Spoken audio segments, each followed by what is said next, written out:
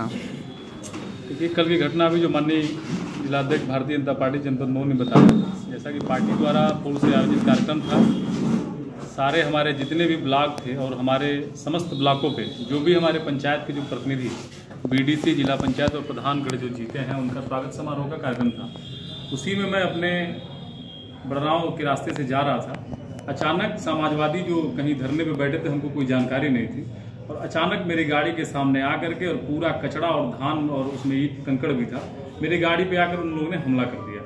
मैं उसके बाद भी अपने अंगरक्षक से बोल करके मैं गाड़ी से बाहर निकला और मैंने पूछा समाजवादी से कि मेरे समाजवादी साथियों, अगर मुझसे कोई दिक्कत परेशानी हो, अगर हमसे कोई गलती हो गई हो तो मुझसे बताएं, मैं जनता के बीच में अवेलेबल हूँ। लेकिन उनका जिंदाबाद, मुर्दाबाद, माँ बहन की गंदी गंदी गाली देना, इस प्रकार के कृत्य वो सारे लोग किए थे। वो कह रहे थे वो सड़क बनवाने की मांग कर रहे थे।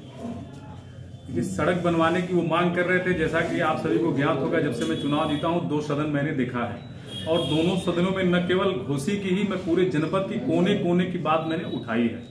और मैं इसलिए उठा पाया हूं कि इन पूरी समस्याओं को मैं अपनी समस्या समझता हूं कि किसी दल और किसी जाति और किसी धर्म का यहाँ कोई समस्या नहीं है। पूरे जनपद के एक एक लोग हमारे यहाँ की समस्या हमारी है। उसी क्रम में ये जो सड़क है, मैं पूरा एक बार अध्यक्ष जी ने दिखाया, ये सड़क, इसका आगरण बन के शासन में चला गया, प्रस्तावित है। बारिश समाप्त होते होते सड़क का काम शुरू हो जाएगा। उसी के क्रम में घोसी में हमारे भातकोल मोड़ से कोरिया पार होते हुए आजमगढ़ की तरफ जाने वाली सड़क चौड़ीकरण हो रहा है 23 करोड़ रुपए की लागत से। सरोदय पीजी कॉलेज से नदवा सराय होते हुए सड़क चौड़ीकरण का काम हो रहा है। मुख्य सड़क जो घोसी वाली खराब थी वो सड़क है। छोटी छोटी हमको लग रहा है 20-25 सड़कें हो गई हैं। हमारे घोसी में जो रोडवेज है, रोडवेज हाईटेक व्यवस्था में बन रहा है, उसका भी पैसा हमने स्वीकृत करा दिया है। घोसी में RT-PCR जांच, जिसके लिए कोविड के लिए हम लोग आजमगढ़ जाते थे, यहाँ की जनता, सबसे पहली जांच शुरू हो गई हमारे इस मंडल में। हमारे जनपद के टड़ियाव हॉस्पिटल में सबसे पहला ऑक्सीजन प्लांट लगाने वाला हमारा विधानसभा घोसी है। हमने एक पॉलिटेक्निक विद्यालय का निर्माण करा रखा है। ऐसे तमाम सारी योजनाएं घोसी में चल रही हैं। इन्हीं सारी योजनाओं को देख करके हमारे जो समाजवादी साथी जो हैं, वो सारे बौखला गए हैं। आपकी लोकप्रियता वजह बन रही है। देखिए, हमारी पार्टी की लोकप्रियता है, ये हमारी नहीं, हमारी लोकप्रियता हमारे संगठन और हमारे कार्यकर्ताओं की वजह से है।